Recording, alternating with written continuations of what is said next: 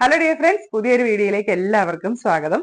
സാരി ഉടുക്കാൻ എല്ലാവർക്കും ഇഷ്ടമാണ് അല്ലെ? എനിക്ക് ഒത്തിരി ഇഷ്ടമാണ് സാരി ഉടുക്കുന്നത്. പക്ഷെ സാരി ഉടുക്കുമ്പോൾ എന്നെ ബുദ്ധിമുട്ടിക്കുന്ന ഏറ്റവും വലിയ പ്രശ്നമാണ് സാരി ഉടുത്ത് നടക്കുമ്പം ആകെപ്പാടെ തട്ടുവാണ്. സാരി തട്ടിയിട്ട് എനിക്ക് നടക്കാൻ പറ്റത്തില്ല.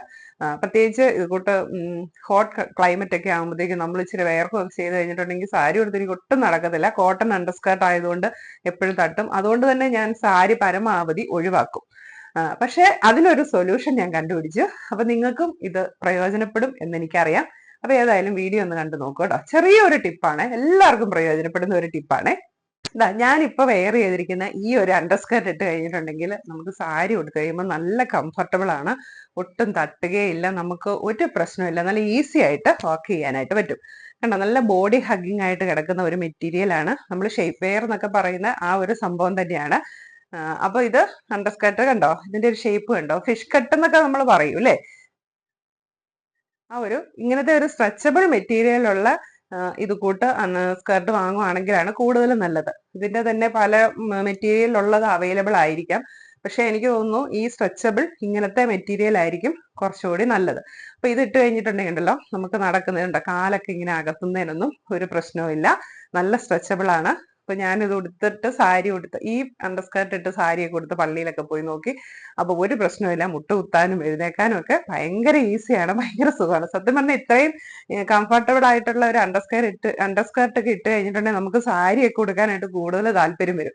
അപ്പൊ ഞാൻ നേരത്തെ സാരി ഉടുക്കുമ്പോൾ കോട്ടൺ അണ്ടർസ്കേർട്ട് ഒക്കെ ഇടുന്നതുകൊണ്ട് എനിക്ക് ഭയങ്കര ബുദ്ധിമുട്ടായിരുന്നു. ഇങ്ങനെ നടക്കുമ്പോഴൊക്കെ അപ്പടി തട്ടും, ഭയങ്കര ഡിസ്കംഫർട്ടായിരുന്നു. അതുകൊണ്ട് തന്നെ എനിക്ക് സാരി ഉടുക്കാൻ മടിയായിരുന്നു. പക്ഷെ ഇതിട്ട് കഴിഞ്ഞപ്പോഴത്തേക്കും നല്ല സുഖമുണ്ട്. ഇതുണ്ട്, നമുക്ക് നല്ല ബോഡി ഷേപ്പാണ്, നല്ല ബോഡി ഹഗ്ഗിങ് ആയിട്ട് ഇത് കിടക്കും. സാരിയൊക്കെ കൊടുത്തു കഴിഞ്ഞിട്ടുണ്ടെങ്കിൽ നല്ല ഷേപ്പ് കിട്ടും. അപ്പൊ ഇത് വളരെ നല്ലൊരു ഇന്നറാണ്, അണ്ടർസ്കേർട്ടാണ്.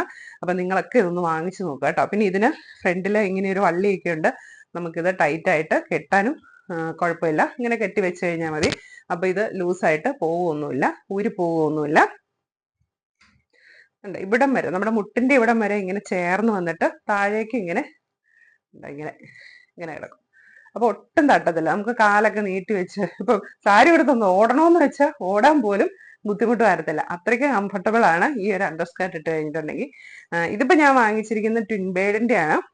അത് അത്യാവശ്യം ഒരു 600 അബോ ഒക്കെയാണെന്ന് തോന്നുന്നു ഇതിന്റെ റേറ്റ് വരുന്നത്. ഇതിപ്പോ ഞാൻ വാങ്ങിച്ചിട്ട് കുറെ നാളായതാ. ഞാൻ വാങ്ങിച്ച ഈ ഒരു കളറേ ഞാൻ വാങ്ങിച്ചിട്ടുള്ളൂ. കാരണം എപ്പോഴും സാരി ഉടുക്കുന്നില്ലല്ലോ, അതുകൊണ്ട് ഈ ഒരു കളറേ വാങ്ങിച്ചിട്ടുള്ളൂ.